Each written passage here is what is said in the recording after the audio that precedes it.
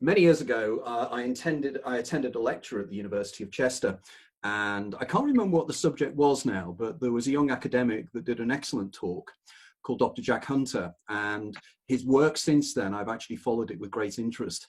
And only literally about 5 minutes ago, I've discovered I always assumed he was Welsh, but in fact, he's a fellow Scouser. So that's really good news as well in terms of that. So anybody that's listening out there that actually is from the Merseyside area, you've got two Merseyside people talking to each other as well, which is really good. Right, a little bit of background about Jack, and I'll be looking down reading because I've taken this from his website, but it's very intriguing, and there's a question I'm going to ask him before we even start when I've gone through this as well. Okay, Dr. Jack Hunter is an anthropologist exploring the borderlands of consciousness, religion, ecology, and the paranormal. He lives in the hills of mid-Wales with his family. He's a tutor at the Sophia Centre for the Study of Cosmology and Culture, University of Wales Trinity Saint David, and teaches on the MA in Cultural Astronomy and Astrology. He also is an access to higher education lecturer in the Humanities and Social Sciences at Newtown College. He is co-editor with Dr. Tina Paphitis of the peer-reviewed Time and Mind Journal of Archaeology, Conscious and Culture. His doctoral research with the University of Bristol examined the experiences of spirit mediums and their influence on the development of self-concepts and the models of consciousness, and is an effort towards a non-reductive anthropology of the paranormal.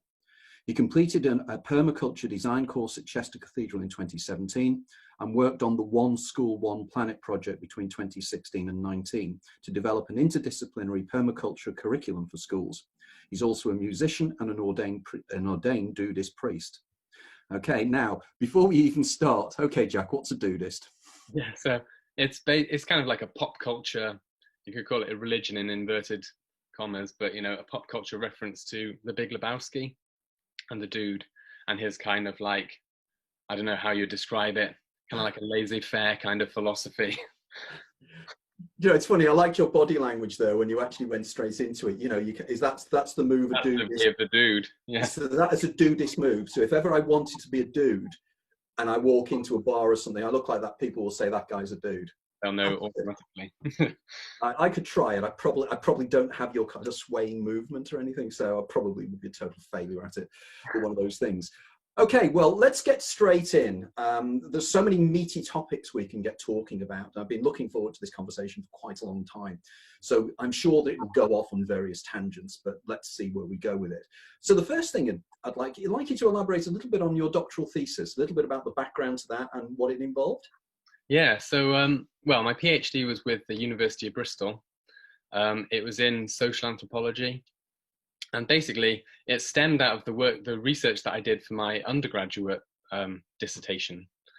So towards the end of my undergraduate degree, I became interested in questions to do with spirits and the reality of, you know, non-physical things. You know, I was interested in the anthropology of religion, and I'd studied all of these different religious traditions, and, you know, spirits and spiritual beings as kind of like a key theme that runs throughout religion.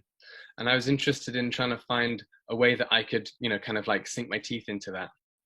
And actually, I started to attend like spiritualist churches around Bristol. So I would go and sit in their spiritualist services. I had a few readings from mediums and that kind of thing. But I didn't manage to build up much of a, you know, kind of like a rapport with the people there. I think in part, it was because of my kind of like innate shyness, and I'm quite reserved, but also because in spiritualist churches, the congregations seem to fluctuate quite quickly. So you might have one group of people who come in one day, you know, because they want to meet get in touch with a dead loved one, or because they've had a recent bereavement or something, or because they're curious, and then they might not turn up the next day. So the congregations were constantly shifting and changing. So we didn't have anything to kind of anchor into. So I decided that I would look for somewhere that maybe was a little bit more kind of focused, maybe a smaller group of people. So I did a bit of searching online, and by some kind of strange coincidence, I stumbled across this group called the Bristol Spirit Lodge. And they were pretty much about 10, 20 minutes up the road from where I was living at the time in student accommodation. And yeah, so I got in touch, I sent them an email, and they invited me over. And I had a chat with the circle leader for a little while, and I was like, oh, this is interesting. There's some interesting stuff going on here. And they invited me along to a seance. And it was actually on my very, very first seance. There was a few things about it that I was surprised at. First of all, it was held during the daytime, and I'd always assumed, from the media and films and things, that seances would be at night and it'd be spooky and all that kind of stuff. But it was in daytime, and it was in a garden shed. It was in a garden shed that had been kind of done up for the purpose of, spirit seances. So I was intrigued. And in the very first seance I attended, I actually saw some strange things, which I wasn't expecting. Because I dabbled with psychedelics and things in the past before this. I dabbled in Wicca and magic and things like that as well. So I kind of, I thought that I knew what I was getting myself into. But when I got there, they turned the lights off inside this little shed. It went all red and glowy. The medium went into their kind of trance state. And then I started to see little flashes of light around the head of the medium. Just small, they were kind of like little dots of light, basically. And I was like, this is interesting. Something is happening, and I've only been here for 10 minutes. And then perhaps the strangest thing that happened during this very first seance was I saw over the face of the medium, sort of like a green mask appeared. And it was kind of like the face, in retrospect, it was kind of like a Chinese, like a stereotypical kind of Chinese monk kind of face that you might see.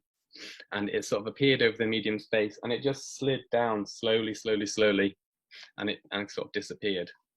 And I thought, that's a weird thing to see, strange thing, but I'll keep it to myself because I don't want to make out that I'm crazy or anything, even though I'm, immersed in the world of spiritualism. And then, we went through the rest of the seance. A few things happened. Different spirits came and spoke through the medium. But then, at the end of it, we all went out back into the house and had a cup of tea and some biscuits and all that kind of thing. And kind of without even mentioning it, one of the other sitters who'd been present in the seance said that, did you see that green monk's face? And I was like, well, actually, yeah, I did. So it was what I initially assumed was some kind of like a subjective hallucination, you might want to call it, actually in the end turned out to be kind of like an intersubjective hallucination, or some kind of a shared hallucination. So obviously, that was my first experience in a seance, and I had to kind of pursue it further and go into more detail. So that's where my PhD then stemmed out of that. And I became particularly interested in trying to understand how these kinds of experiences that people have, not just the mediums, because I know mediums have all sorts of altered states and they go into trances and those kind of things, but also how these experiences of the sitters impact on the way that the people who participate in these groups understand the nature of consciousness. And in anthropology, there's been an interesting distinction between, they talk about Western consciousness on the one hand, which is they consider to be an individual, it's bounded, it's unique. So we kind of end, at the limits of our skin. It's kind of like a reductive materialist view, which has taken over, is the mainstream perspective. And then anthropologists also talk about non-Western consciousness or non-Western self, which is always usually characterized as porous, as they talk about individual consciousness that can break up into lots of parts, or the self might be made up of multiple component parts. And what I found was that for the people who are practicing mediumship in this way, they seem to be exhibiting, although they were based in Western culture and they were heavily, invested in Western culture and Western lifestyles, when they were doing these practices, the sense of self that they were kind of expressing was much more similar to the non-Western sense of self, this individual self that spirits could come into their bodies and move out of their bodies. Spirits would talk to them during the day and guide them and all of that kind of stuff. So the basic gist of my thesis then was an exploration of how experiences in seances lead to these expanded notions of the nature of the self. So this is really quite intriguing, because one of the areas that in my new book I'm focusing on this concept of what I call the egregorial, sort of expanding on the famous Philip experiment in Toronto, and the idea that this kind of a group consciousness can somehow be created. But here what you're saying is that your first experience involved a physical medium who was able to change their appearance, or something was coming in, and which was coming into them, but you and another witness saw it, you know. And that is intriguing, because many years ago I was invited to the Arthur Findlay College in Essex. Yep. And they had a physical medium there, and one of the exercises they did was about physical mediumship and the physical change of the face. Yeah, now, myself and my associate who was there, Dr. Alan Roberts, we didn't see anything at all, but other people said they did see things. So the question is, the billion-dollar question here is, what do you think was taking place there? Do you think it was a collective hallucination, a folie à deux between you and the other person, or what? What did you come to any conclusions on that? Because it's very intriguing. Yeah, well, the general conclusion I've come to about seances is that they are more than the sum of their parts. So when you have people who are interacting with each other, you know, different kinds of sort of social dynamics arise. But you also have this like external, potentially like spiritual influence that's being invited in. So you have this like combination of different factors all coming together to produce something that is more than the sum of its parts. So these hallucinations and things, you know, you can easily explain them away as hallucinations, but when, you know, someone else has had the same experience, and it also accords with the beliefs of the people who are doing this, you know, they talk about transfiguration, they talk about faces changing and things.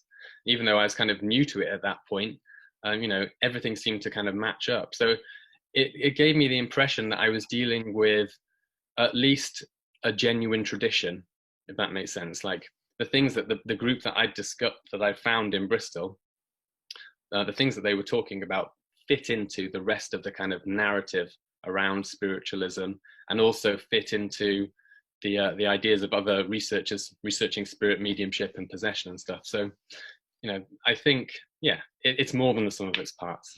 It reminds me very much of the work many years ago of, I think it was Gustave Le Bon, and the idea of the social dynamic of crowds, you know, and the idea that you get a group of people in a crowd and there is this kind of overarching something else that comes about which is different to the individuals. And this is very much where my work is going at the moment, and where my work seems to be taking me. So I wasn't aware of this. So this is very, very exciting to discover that you've already followed the path, really, in terms of this.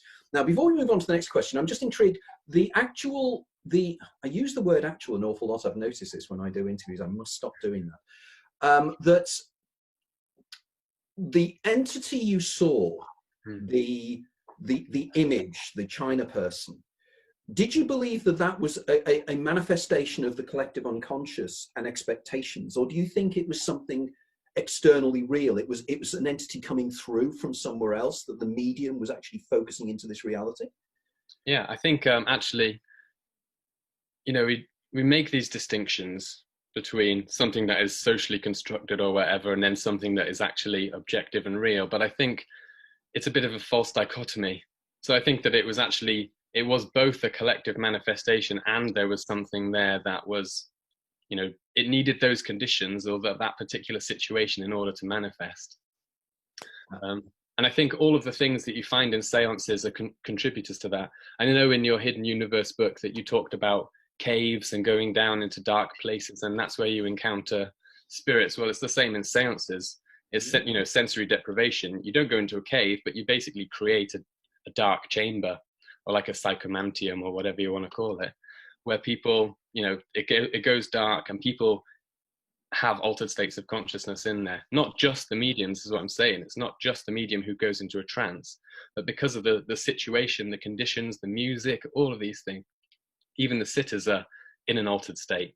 And when everyone is kind of, you know, synchronizing in a way, you know, like when you have shared hallucinations when everyone's tripping around you or whatever, you know, it's the same kind of thing. So yeah, seances are a setup to enable the right kind of scenario to emerge that allows for different things to come through. How intriguing, because I'm thinking now about, you know, the skull experiments and the issues that took place in that, you know, and clearly we can draw parallels here, but of course they argue there were physical manifestations there. But in terms of, you have a term that you use that I'd like to pursue a little bit here, is the experiential approach, because you believe that is very important. So why is that so important? And can you describe any other experiences you've had that reinforces that kind of experiential approach? And I'm particularly interested in your own experiences of any unorthodox ghosts stories or experiences you've heard about, you know, the non-standard kind of ghost things. So if you can explain about them a little bit, I'll be really interested. Yeah, well, I'll start with this experiential approach.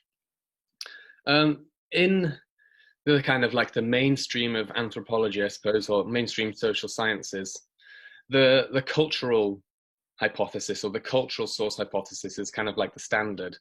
So, you know, the cultural source hypothesis suggests that, you know, we find similarities in like supernatural narratives around the world because stories spread, you know. So it doesn't mean that people have actually seen something, but because they've heard the story, you know, maybe they're hallucinating based on what they've heard and that kind of thing. So that's the cultural source hypothesis. And, you know, I agree with it to a certain extent because I know that stories pass around and move around and, you know, fair enough. But then there's this element of experience that comes in. And there's a folklorist called David J. Hufford. I'm not sure if you've heard of him before. No. He wrote a great book called The Terror That Comes in the Night, which is about the sleep paralysis, old hag experience.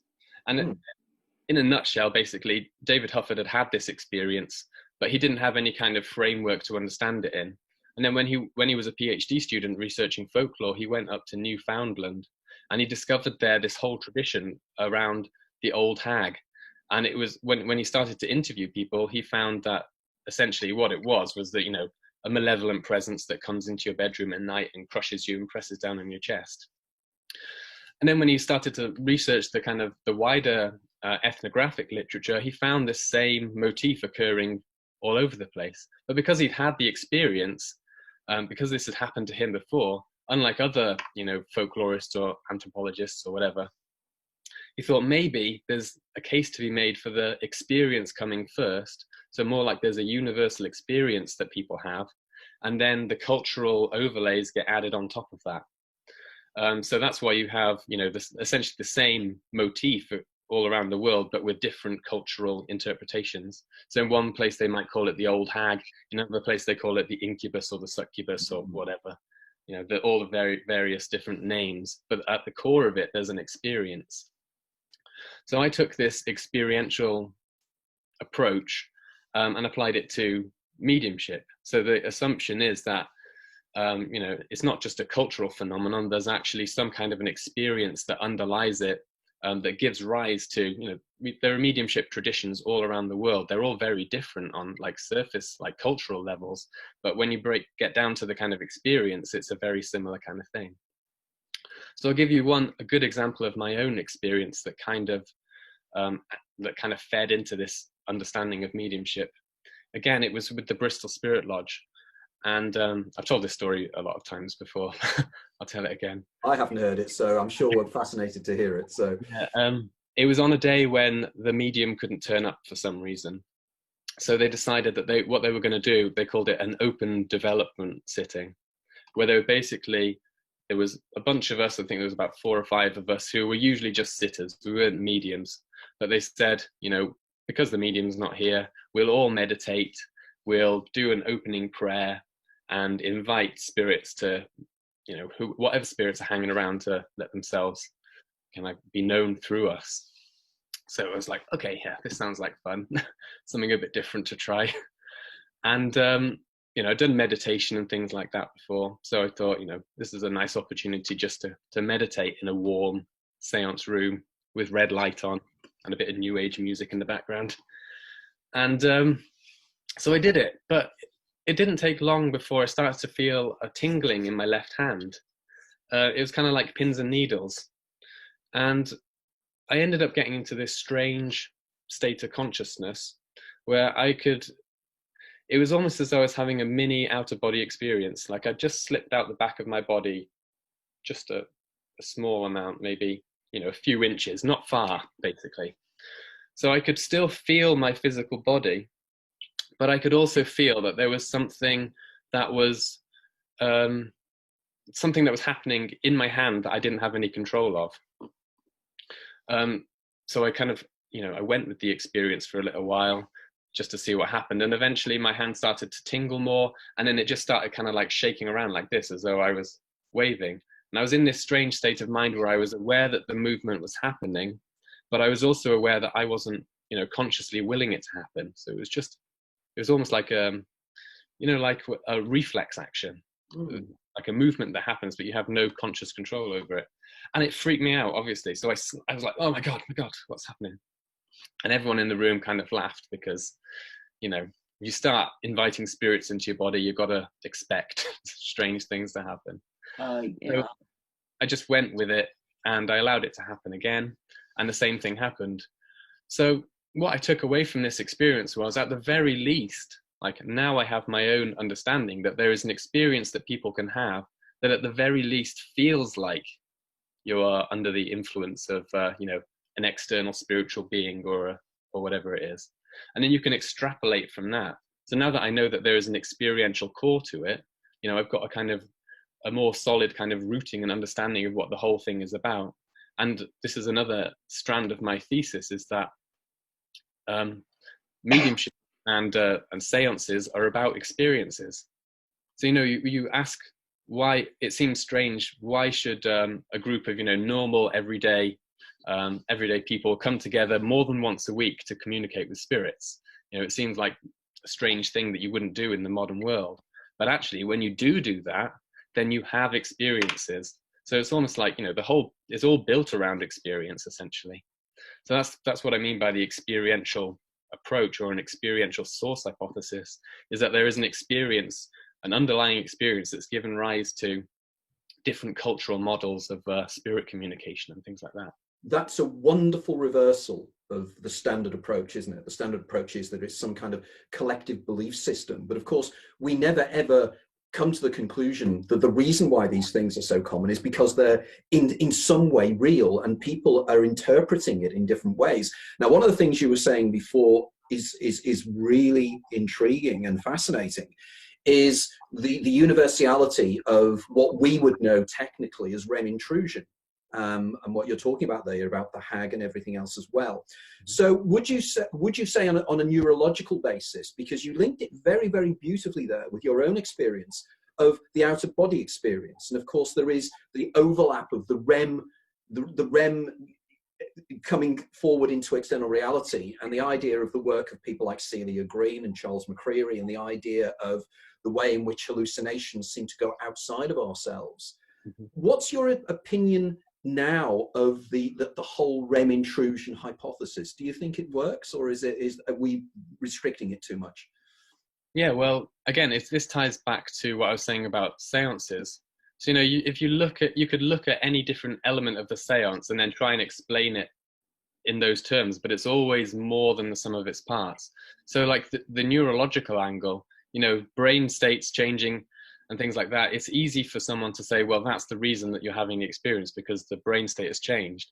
But my understanding, or my, this idea that it's more than the sum of its parts, is that, things like REM states, or, hypnagogic and hypnopompic states, or whatever, different kinds of trances, they're all a part of something bigger.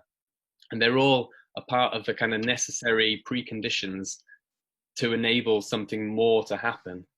So, I think I like the neurological side of it, but the danger is reducing it down to just that. Whereas I think that that's one part of something. So if you combine like a strange neurological condition with a particular cultural belief system and some ritual practice and a darkened seance room, some altered states of consciousness, all of those things combined give rise to something more, which may well be, discarnate spirits. I really like the approach you're taking here. I mean, it's music to my ears, because when I was at university many years ago, what was in vogue was concepts like the Sapir-Whorf hypothesis about language and the development of language, and the way language seems to create an external perception of reality. But here what you're saying is you're taking a very revolutionary approach and saying it's more than that. We have almost this collectiveness that we attune into. It's almost the Jungian collective unconscious, isn't it? In many ways. So this dovetails very much in anthropological terms. there is a new term that I know you use and many of my associates use, and I know I first came across it with you, is paranthropology. So can you tell us a little bit about what this is? Because I think this is such an exciting development, really, and I mean genuinely exciting. And it's great that young academics like you are really shaking off the shackles and saying, come on, we need to take a much broader approach to this. So please, I'm really excited to hear more about paranthropology. Yeah, well, Paranthropology, the word itself, comes from the work of a linguist called Roger Westcott. And he wrote a chapter in a really cool book from, I think it's 1974, called Extrasensory Ecology, which was edited by an anthropologist called Joseph Long. And this is just part of a longer history of anthropology's engagement with the paranormal, or whatever we want to call it. And it's gone through lots of different kind of iterations. So, you know, like I was saying before, the mainstream approach in anthropology is a kind of essentially like a form of reductionism. It's usually grounded in materialism as its underlying like ontology, as most of the sciences are, even the social sciences. And it takes culture as the, you know, the biggest explanatory thing that there is. You know, you can explain pretty much everything with culture. So what I found was, you know, when I was dealing with having these experiences with mediums and things like that, that the kind of the standard materialist and cultural explanations that anthropologists have, or things like social functionalism and stuff like that, like that mediumship is there to as a form of protest for women in repressive societies, for example, things like that. It's like a standard explanation, but it doesn't go all the way. It doesn't take into account the experiences. It doesn't take into account any of the findings from parapsychology, for example. So what I did was, it was 10 years ago now, I set up my own journal called Paranthropology.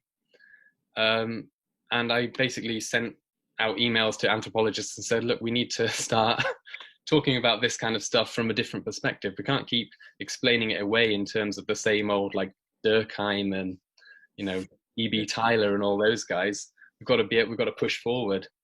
And then as I was doing this, I was doing more research into the history of anthropologists' engagement with it. And I stumbled across, as I mentioned before, Joseph Long, people like Andrew Lang in the 19th century who talked about comparative psychical research. Pretty cool idea. All of this stuff. Edith Turner, who was an anthropologist who had an amazing spirit experience that totally transformed her way of understanding ritual. Things like that. So paranthropology is really all of these, you know, I suppose you could call them alternative, but they are rooted in there is a strong like scholarly lineage to them, but an alternative to a kind of reductionist materialist approach. And that's really what I mean when I talk about like a non-reductive anthropology of the paranormal, is an approach to the paranormal that doesn't explain things away just as beliefs or as social functions or as neurological conditions, but actually almost embraces all of those and says that there's something more that emerges from all of these processes combined. So that's my kind of take on, that's what paranthropology means to me. Because again, you know, years ago when I was at university, you know, we studied Durkheim and say Tyler and various other people as well, and it seemed to be almost Victorian in its approach. You know, it had a very imperialistic viewpoint, and although it wasn't necessarily dismissive of traditional cultures, it was very much, we know better, whereas you don't, and you're misinterpreting the facts and you're misinterpreting the experiences. And clearly this is not the case. And again, this is so refreshing to realize, you know, that the experience of the experiencer is just as important and just as valid. And it's just, you know, the whole functionalism of the 1950s is now being washed away. And we're starting to realize there's a much broader model. Now, one of the terms that you use, and again, I'm very keen to understand this in greater detail, is ontological flooding. And the idea of what we mean by that, because I think your model is incredibly dynamic. I'm sitting here extremely excited about the route you're taking, and we really need to talk more about this when we have the opportunity and when and if we meet, because I think we're going in very, very similar routes. So ontological flooding, first you have to explain probably to some of the guys out there what you mean specifically by ontology, so that we don't confuse people, but ontological flooding. Okay, well, ontology, you can take it in two kind of different ways. You can have ontology is like the philosophy of ontology, which is the philosophy of the things that exist. So what things exist and how do we know they exist and all that kind of stuff. And then you can take it in the more kind of anthropological avenue, which is, it's an interesting concept that's emerged relatively recently in anthropology as a kind of like almost a move beyond this cultural thing that I've been talking about, moving beyond beliefs and engaging with the possibility that, you know, when we talk about other cultures or other worldviews, we're really talking about in completely whole worlds that are different to our own. Okay, so that's basically what I mean by ontology, is the sum total of things that people believe exist in their worldview.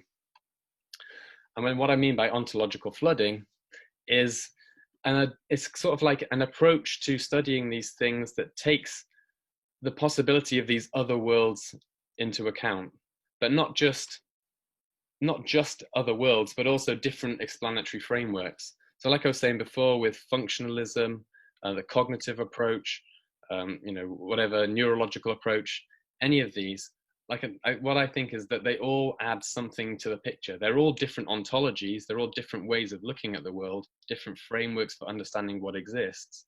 And I think that, you know, instead of compartmentalizing them as different things and saying that's all it is, we need to break down the flood barriers and allow this kind of intermingling of ideas to take place, so that you can entertain multiple explanatory frameworks simultaneously, if that makes sense. It's quite wonderful. Yeah. It's obviously, it's countering the term I use, which is academic siloing.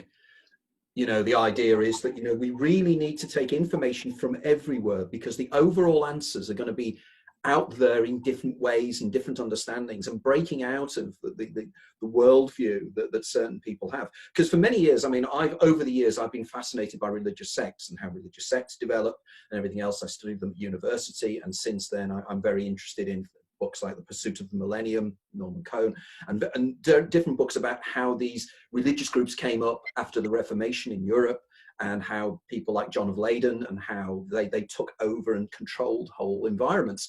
And it's all right for us who are non-believers to dismiss these things, but could it be that the collective group creates almost not just the environment, but the external physical environment that reflects their beliefs and reinforces their beliefs to make them believe it more? Because they might seem irrational to us, but within the group, they seem to make sense. It's again the social dynamic you're talking about here, you know. And again, you know, what I really like about your work is you really are expanding it outwards. Your book, Greening the Paranormal, was absolutely brilliant. I enjoyed every word of that book, and the ideas you were putting forward is so needed. That book should be required reading everywhere.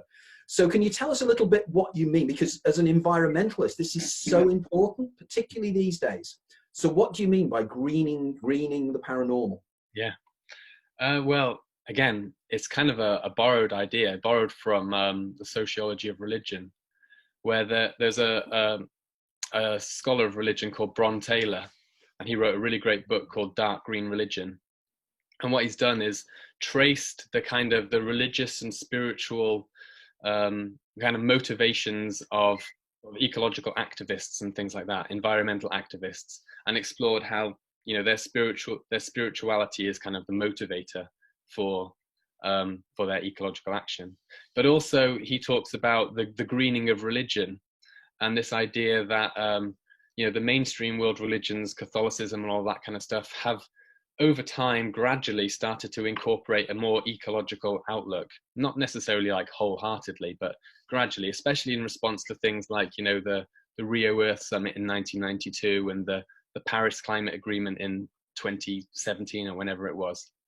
So the idea is that, you know, religions have the potential, there's a possibility for them to have some kind of a positive ecological impact.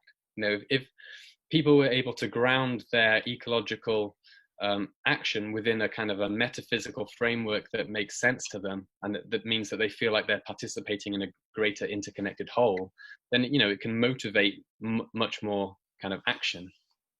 And then I thought, well, if this is happening in religion, are there also sort of ecological or green or whatever strands in the paranormal? And, you know, perhaps unsurprisingly, I found that there are a lot of ecological strands within the paranormal.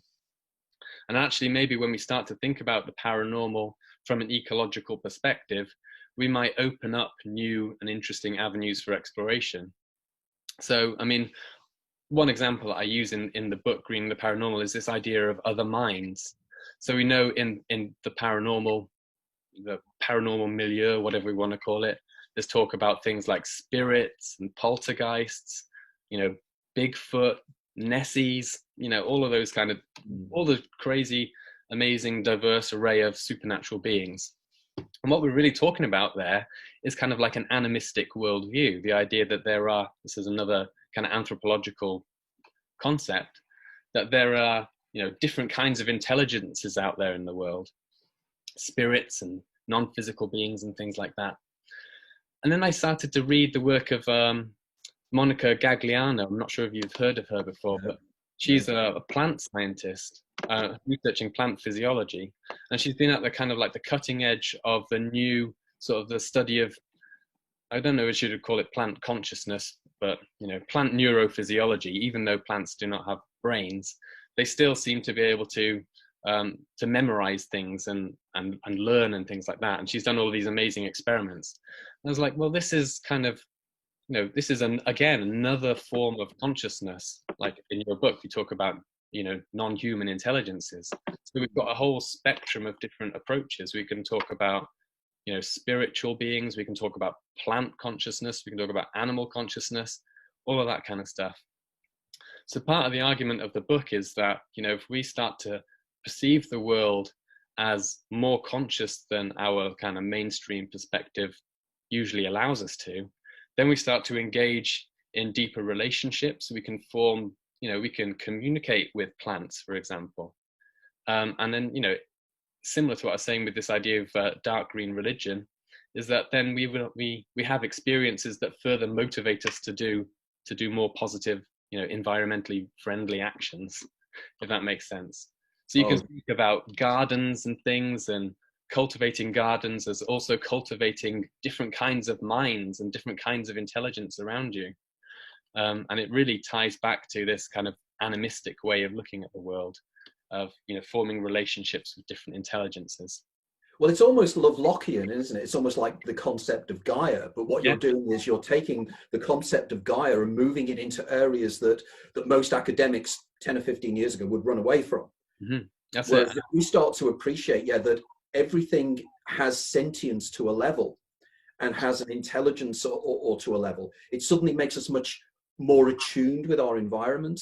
One of the things I've argued quite recently is that we don't ever really spend our time, particularly people in the West, of being outside in the environment. We're never outside in the environment at night, usually, where we actually sense the numinous, where we sense the kind of the greater something that is actually taking place here.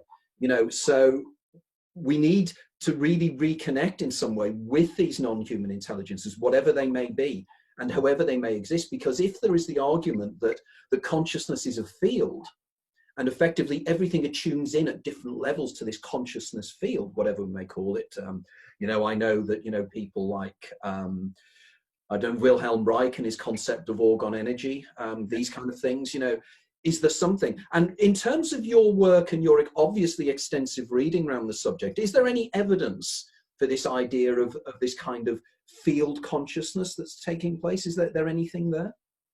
Well, I mean, there's lots of evidence for it. I mean, if you look in terms of like parapsychology and the Global Consciousness Project and things like that, I don't know if you've heard of the Global Consciousness Project, but yeah, basically they have, you know, random number generators around the world that seem to react to, you know, whenever humans kind of like our attention is focused on one particular thing, like a major world event or something, then it seems to affect these random number generators, and they move more towards pattern rather than, you know, randomness. So that's one particular interesting example. But then I think you can also kind of like sneak it in, like, you know, with the Gaia hypothesis that you were talking about and James Lovelock. I mean, you know, Lovelock himself, he steers away from the idea that there is actually some kind of a teleological drive behind this. He's much more along the lines of, you know, that the homeostasis that we see on the earth is kind of just it's just the product of, you know, interacting chemicals and things like that. It's not, there's no kind of consciousness behind it. But other people, you know, have taken slightly different interpretations of that. So I think actually the Gaia hypothesis, again, this idea that the Earth is a single homeostatic organism essentially, is pretty good like hard science evidence really for this, you know, this idea of consciousness, of a field of consciousness, at least around the Earth. Yeah, but then, you know, it might manifest in different ways, or we experience it in different ways as we interact with it.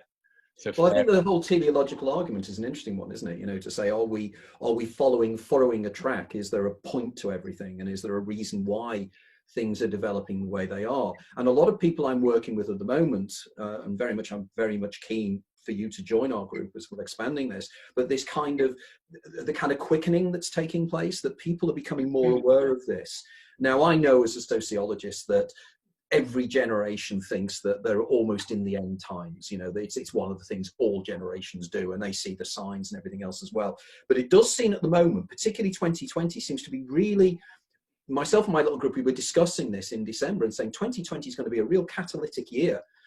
But effectively, we didn't actually realize just how catalytic it was going to be, you know, and already we're only in March, and the things that are happening around us is just incredible. And it's the idea, isn't it?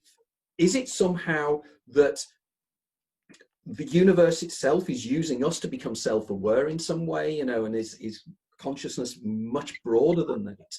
And on that, you know, the thing is, another thing that you're very interested in, you know, is so you're talking about the reconnecting with non-human consciousnesses. But what do you think would be the outcome of that if we did manage to do this? You know, this is obviously hypothetical, but it's an interesting discussion as to what you think as a professional within the field you think this is moving towards. Yeah, well, that's an interesting question, because I think actually there's different degrees of this thing. I mean, on the one hand, you know, we could go out and try and do some kind of like a seance to make contact with, you know, the earth spirit or whatever, and probably that wouldn't work. But then we can kind of nudge it back a bit each time and do something that will have like an almost direct effect on us, like on a personal level. Like, for example, going out into your garden, engaging with the plants that are there, feeling the soil, all of that kind of stuff. We can think about it as a process of building up a relationship. So this is kind of the direction that I see this moving in, and the consequences of paying attention to non-human intelligence is that we will build up a new, renewed relationship with the earth, and realize, you know, that the past 200 years have been a bit of an aberration, and that all of the problems that a lot of the problems that we're facing now, you know, there are kind of relatively simple things that we can do to redress that balance, or that imbalance, sorry. This is the angle that the Greening the Paranormal book is taking, is that if we engage with, for example, the local folklore of an area that says that the river contains the spirit of, you know, a deity, a water deity or something, then that gives us something to build that relationship with. Do you mean collectively? Because people are actually already doing that. Yeah, a lot of people are doing it. Yeah, they're doing that now. Do you mean on a bigger scale? Well, actually, I think we don't have to worry too much about the bigger scale. It's more to do with ourselves and our own engagement with it. You mentioned in my introduction that I was on this One School, One Planet project, which is about permaculture, but we released a little textbook called Small and Slow Solutions.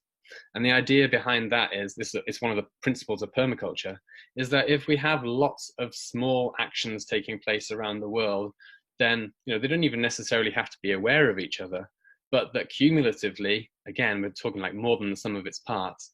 Like, if we all engage in a new relationship with our garden, for example, on a personal level, then, you know, collectively, we're doing something much bigger. Bigger, yes. Yeah, we're promoting more biodiversity in the garden. And like I said, one of the things I talk about is how biodiversity is actually also psychodiversity. So, you know, yes. The more plants that we have in the garden, the more kind of consciousness nodes we've got in the garden. this is the kind of what I'm talking about. Lots of small individual reformulations of relationship with landscape and place. And I love that. I absolutely love that. The idea of landscape and place. I know Paul Devereux has written a lot about this, and I love this idea of appreciating. When I locally down here, we have the South Downs, and the North Downs. We're between the two at the moment, and you just get this feeling of timelessness. Now, I'm a lover of Greece. I just adore Greece. There's something magical about Greece, particularly the islands, particularly when you get away from everything in the islands, and you can feel the years disappear and it goes down, and you realize that everything is timeless, that there's a veneer of civilization on everything, but it's just a veneer. There's this kind of telluric force that you sense, and one of my friends, Kaz Coronel, who will be a future guest on this program, Kaz was saying to me something comparatively recent, which I thought was really good. She gets up every morning, even in the winter, and she takes her shoes and socks off, and she just walks and senses the ground and the grass beneath her feet. And we never even do that. We even insulate ourselves from those kind of forces. And I think it's realizing that we are a manifestation of something greater, rather than this kind of ego-driven Western worldview where it's just I, and materialism and everything. Yeah. This will break down. And how has your book been? What's happened with the book? Are people writing great reviews of it? Are they loving it? Or are they ignoring it? Or what's happening? I've had a few good reviews. It's not, obviously, I don't think it's ever going to be like a global bestseller or anything. It's a little bit too niche and weird, but which is all good for what I like.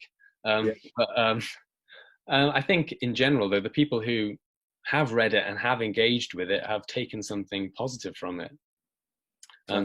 Some reviews I've read have said, one review that I read said it was one of the most important books they'd read for a while. So, it's good. I would agree with that. And I was so delighted when you sent me an advance copy. I felt very special when I received that as well, which is really good. Dia, as in your culture and your environment, the work you do, is this resonating with you in terms of how you see? It is, and I wanted to make a comment because I do mediumship every day. This is a part of my craft. I've been reading and doing priesthood for almost 20 years. I've been initiated as a Lukumi priestess of Yamaya for almost 20 years. And I'm listening to your conversation. And when you guys were talking about culture and belief and things of this nature and relating that to my craft, and when I'm sitting in the chair of spiritual counsel, actually belief and tradition, spiritual, is just the key. It's a tool to get to a different place. But I surrender that. Religiosity really has nothing to do with mediumship, and from my perspective, because I literally empty my cardinal being. And I don't know how to explain that, but I empty myself. I have to transcend all of these 3D workings of this paradigm, because in all actuality, it is mind and belief and religiosity of man that blocks your gifts. That's a known fact. And I mean, if you talk to people who do deep mediumship, so you have to transcend that and become an open vessel. The moment that mind and ideology, these are things that have been given to us by man. They're real, but they're not real. It's a paradox. Once you begin to activate your logical conscious mind and that little twin, that evil twin in people's minds that they have with themselves, it completely locks and blocks you up. And that's hard for people. You have to be able to literally surrender your being, the I am that you know yourself to be. It's like the Buddha say you disappear and you open up to who you truly are. And it's something that I can't explain on a tactile level. It feels like sometimes I'm outside of my body looking at myself and I'm just speaking. It's like the strangest feeling when I'm in that place. And some people trigger it deeper than others.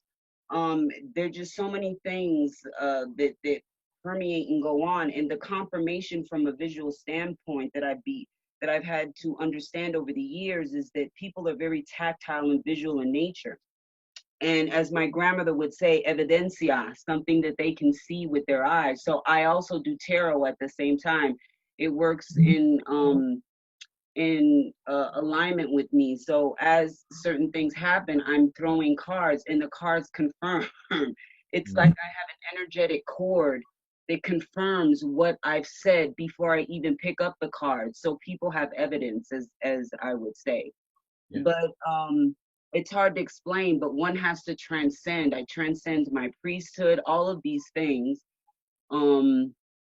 in order to be really grounded in mediumship. It's almost like you're not here.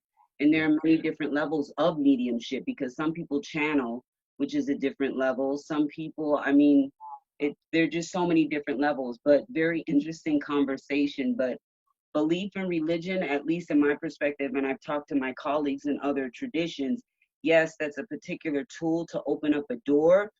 But once you get past, you open the door and you walk past the threshold, you have to surrender your whole identity of belief. You transcend what one knows to be the I am. And it's very difficult for people to do this. That's why when people talk about consciousness, they call it a hallucination. I mean, I don't think that it's a hallucination, because at the end of the day, this physical, what we call 3D, is a hallucination, if you really want to be honest with yourself.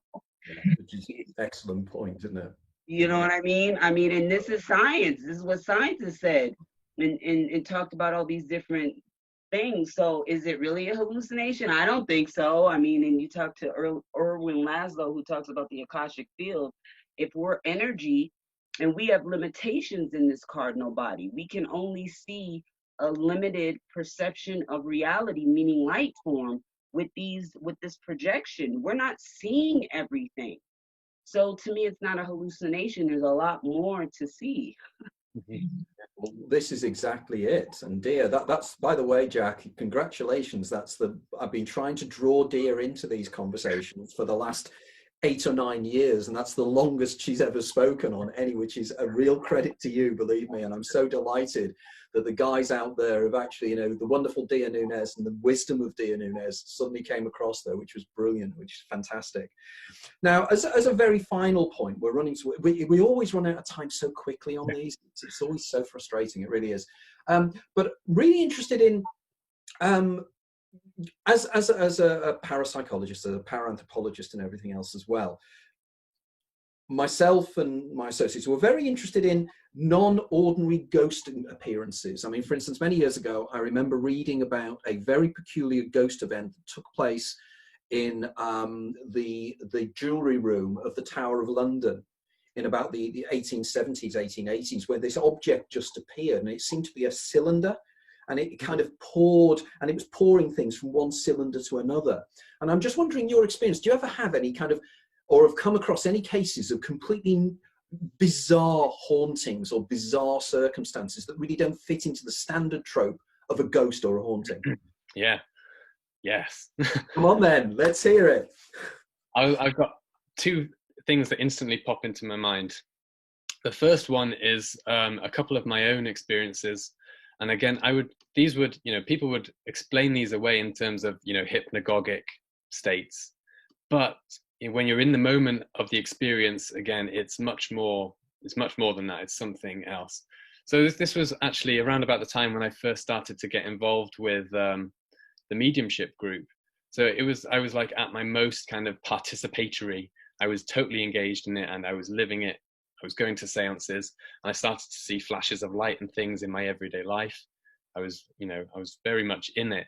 And then one night, I was in my bed in this, hypnagogic state, somewhere between sleep and wakefulness. And I saw in front of me, again, like the mask that I saw that was green, I saw this incredibly intricate and detailed green goat's head above my bed, and it was like a hologram. It was so like, it looked like a hologram, and it was just sort of there. And if I remember correctly, it was kind of rotating slightly, so you could see that it was 3-dimensional.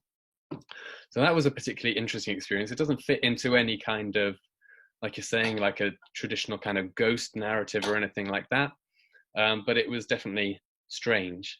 And then another one that I'll just quickly recount is actually something that I've come across really recently. I'm sure my student won't mind me talking about it, but there's one of my students in the college. I've been talking to him about the paranormal and my interests. Obviously, I can't help but kind of weave it into my teaching. And he told me this really interesting story that from when he was younger, and him and his cousin were in their bedroom, and they heard a sort of a booming noise coming from the window, and they went and opened the window, and they saw what he described as kind of like a mask, like a face, outside the window, a face of light, he described it as, looking in. And he said it was saying something, but he couldn't make out what it was saying. It was kind of like a booming, muffled voice.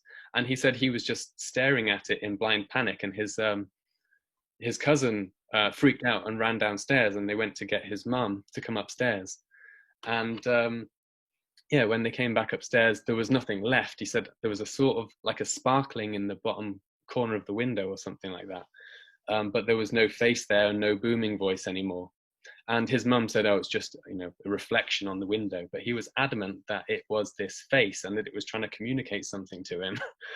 So really interesting experience from one of my students. And then just to make it doubly weird, another student of mine, an MA student who I'm supervising her dissertation, she told me a very similar kind of experience where they'd also seen this. She described it as a face of light, a pulsating face of light it was like the light was behind it and emanating through it.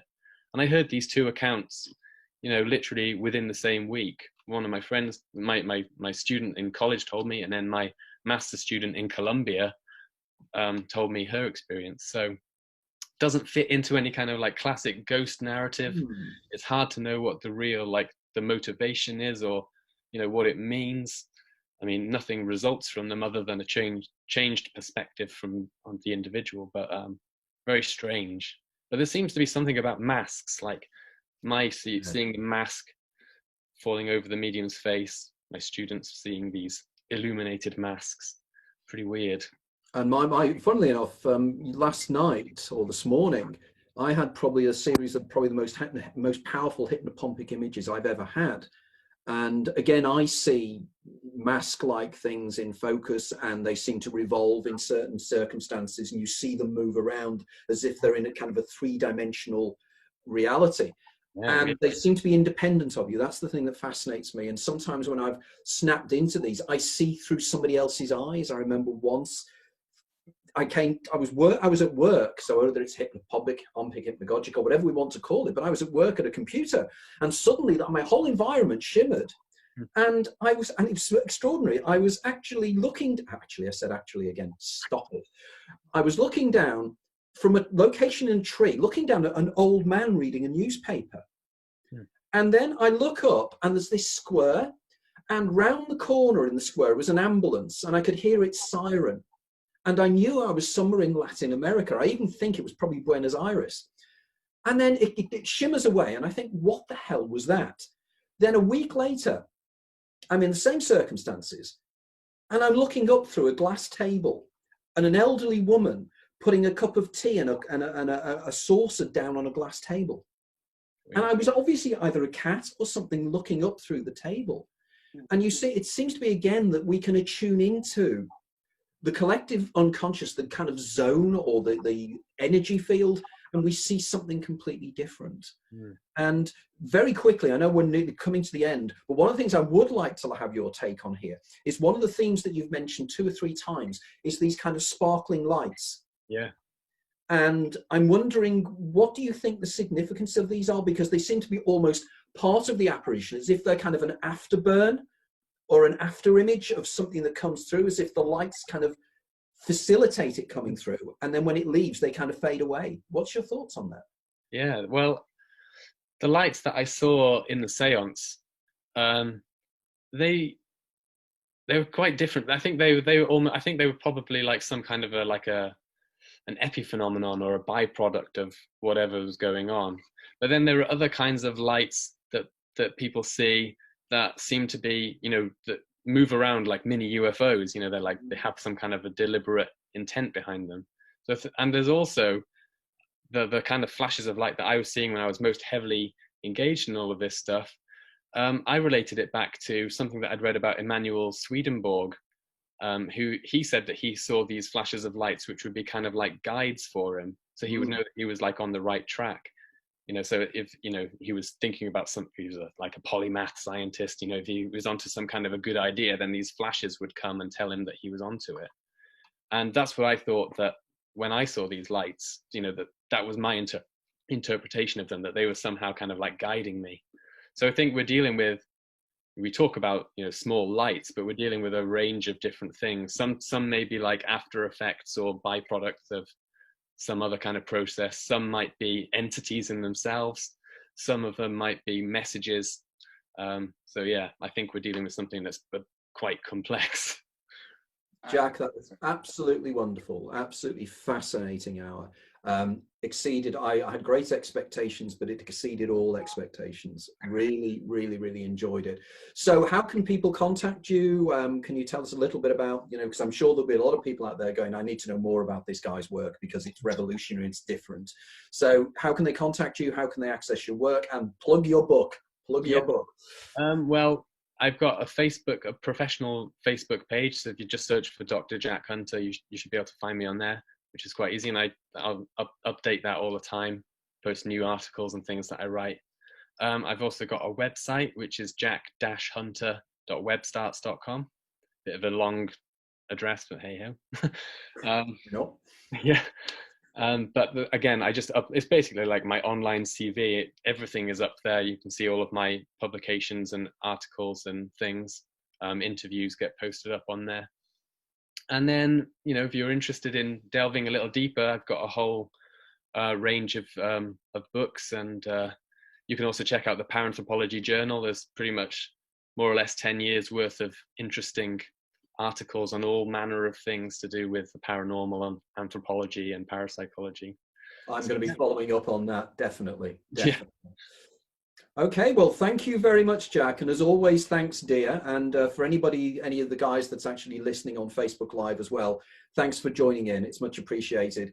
As usual, Dia is incredibly efficient, and we'll have this up on YouTube fairly quickly. And on top of that, I will then link that on my website as well. So thanks for joining us on this slightly spring-like day, but it's been an absolutely wonderful time, Jack. Really, really good. Really enjoyed it. Thank you. Thanks for having me. Thank you.